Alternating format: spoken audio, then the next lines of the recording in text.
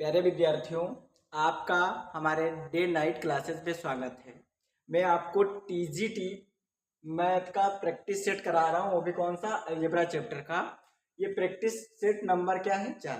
मैंने आपको 3 practice set algebra के करा दिए हैं। मैंने आपको बताया था कि मैं उन्हीं क्वेश्चनों को आपको पढ़ाऊंगा जो बार बार टीजीटी में आते हैं, बार बार क्वेश्चन रिपीट होते हैं या प्रीवियस ईयर में क्वेश्चन आए हैं। उन्हीं पर मैं ज़्यादा फोकस करता हूँ क्योंकि इनकी आने की संभावना ज़्यादा है।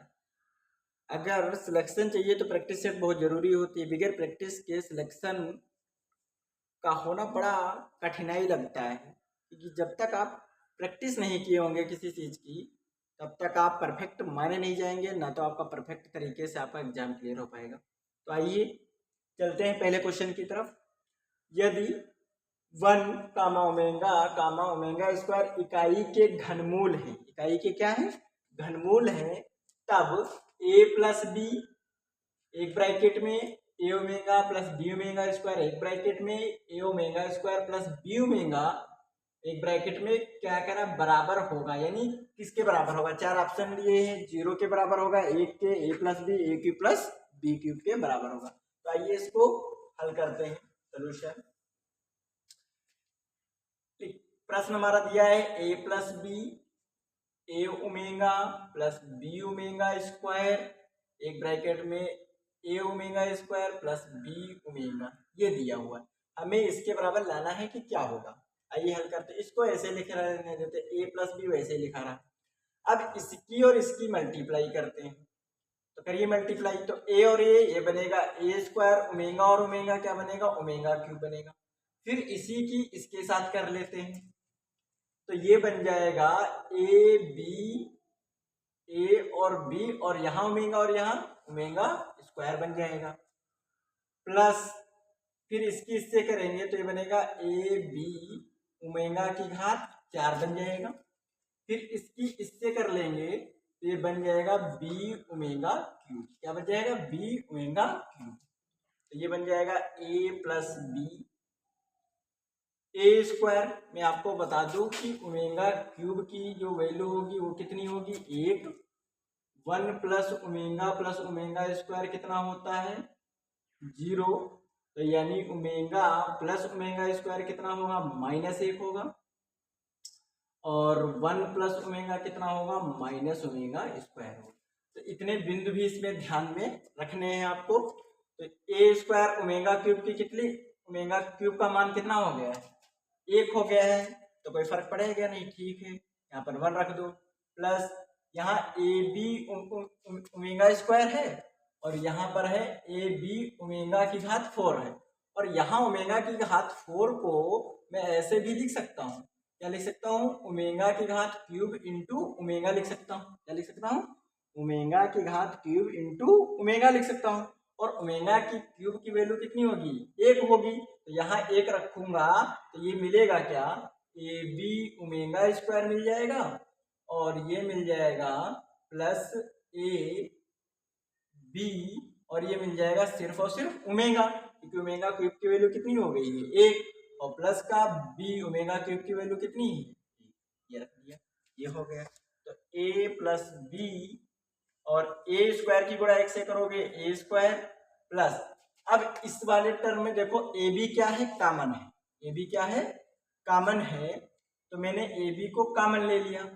तो ए बी अगर कॉमन हो गया तो ये बचा ओमेगा स्क्वायर प्लस ओमेगा, और प्लस बी, क्या बचा, बी। तो ये हो गया ए प्लस बी, और ये हो जाएगा A square plus A B, omega square plus omega, omega square plus omega की वैल्यू कितनी है, -1, तो यहाँ कितना रखोगे, माइनस का 1 और प्लस का बी, ये हो गया। तो ए प्लस बी ए स्क्वायर, ये प्लस माइनस क्या हो जाएगा, माइनस का ए बी और प्लस का बी, ये आ गया हमारे पास। तो अगर ये आ गया है तो इसको ये लिखा जाता है, ये किसका है, ए क्यूब प्लस बी क्यूब का। ये फार्मूला किसका होता है, ये फार्मूला होता है, क्योंकि हम लोग जानते हैं कि A cube plus B cube बराबर क्या होता है, A plus B A square minus A B plus B square, यानी इसकी जगह पर ये लिखा जा सकता है। तो यानी कि क्या आया है, ए क्यूब प्लस बी क्यूब आया है। और हम ऑप्शन में जाएंगे तो ऑप्शन नंबर कौन सा, डी आपका ऑप्शन नंबर सही हो जाएगा। देखिए विद्यार्थी दूसरा क्वेश्चन दिया है, ये भी टीजीटी में आया हुआ है। यदि समीकरण X square minus B X plus C बराबर 0 के मूल दो क्रमागत पूर्णांक संख्या कैसी हो, क्रमागत पूर्णांक संख्या हो, तो बी स्क्वायर माइनस 4ac बराबर होगा, यानी 0 होगा, 1 होगा, 2 होगा, 3। ये चार ऑप्शनों में से कोई एक ऑप्शन सही है। लेकिन यह सेंटेंस बोला है कि जो दो मूल निकलेंगे वो दोनों क्या है, क्रमागत पूर्णांक संख्या, यानी जो पहला अल्फा इसका होगा, इसके दो मूल मान लिया अल्फा और बीटा है, तो पहला अल्फा होगा क्या, एन, क्या होगा, एन। तो बीटा कितना होगा, एन प्लस 1 होगा, क्या होगा, एन प्लस 1 होगा, यही होगा। अब हमसे कहा क्या गया है, हमसे कहा यह गया है कि बताओ बी स्क्वायर माइनस 4ac बराबर क्या होगा, क्या निकलेगा, किसके बराबर होगा। तो यहाँ हम क्या करेंगे, इनकी वैल्यू हम भरेंगे, इनकी वैल्यू भरेंगे, फिर देखेंगे कि क्या आएगा।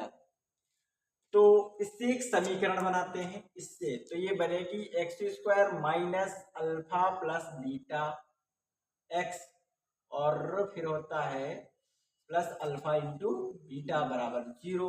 तो x square minus alpha plus beta, यानी इनको इनको जोड़ेंगे तो क्या मिलेगा, एक ये मिल जाएगा एन, एन प्लस 1 और एक्स, और alpha into beta N into N plus, ये मिलेगा। ये तो अल्फा प्लस बीटा इनको जोड़ेंगे, क्या करेंगे, नो नो इनको जोड़ा जाएगा, तो ये बनेगा एन प्लस एन प्लस 1, ये बनेगा बराबर 0। एक्स स्क्वायर माइनस ये हो जाएगा 2n प्लस 1 और x प्लस n और n प्लस 1 बराबर 0। अब कह रहा है ये किसके दोनों मूल क्या है इसके बराबर होंगे, तो निकालते हैं, आइए हल करते हैं। तो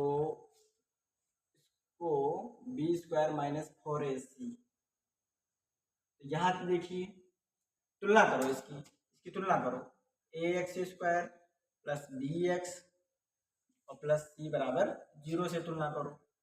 तो यहाँ से b की वैल्यू कितनी है, 2 माइनस का 2n प्लस 1, और ये हो जाएगा c की वैल्यू कितनी है, n और n प्लस 1, और a की वैल्यू कितनी है, a की वैल्यू कितनी है, आइए भरते हैं।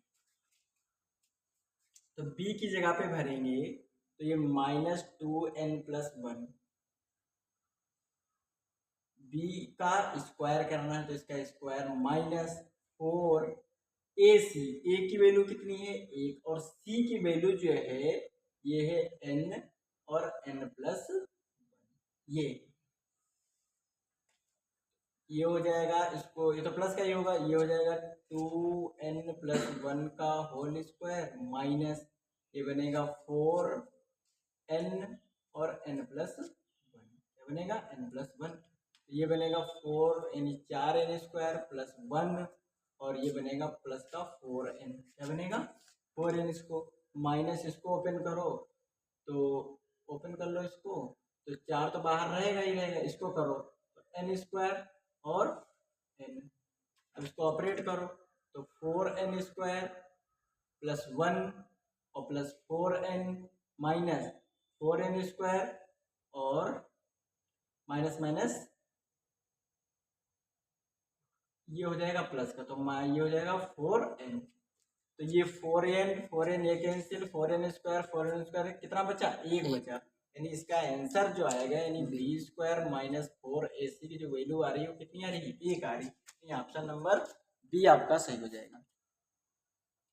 देखिए ये क्वेश्चन दिया है, एफ दिया एक फंक्शन दिया है एफ एक्स बराबर 2x स्क्वायर प्लस के एक्स माइनस 75 के को अगर x से डिवाइड किया जाए, x से विभाजित करने का मतलब x से भाग दिया जाए, तो शेष कितना बच रहा है, 150 बच रहा हो, तो k का मान क्या होगा, k का मान क्या होगा, ये हमसे पूछा है। तो आइए हल करते हैं। अगर जिसके साथ यहाँ पे x से भाग करेंगे तो x यहाँ इसके पास है नहीं, तो यहाँ पर ये क्या होगा, शेषफल, यानी एक शेषफल हमारा क्या दिया है, एक शेष दिया है हमारे पास माइनस का 75 के, और दूसरा हमारे पास शेष दिया है, दूसरा क्या दिया है सवाल में कह रखा है कितना 150 हो, तो के का मान पूछा है, तो यानी कि माइनस का 75 के बराबर क्या हो जाएगा 150, क्या हो जाएगा 150, यानी के बराबर हो जाएगा 150 बटे माइनस के 75, यानी माइनस के 75।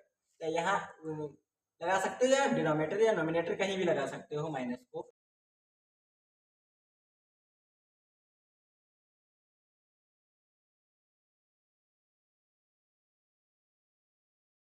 कौन सा सही हो जाएगा?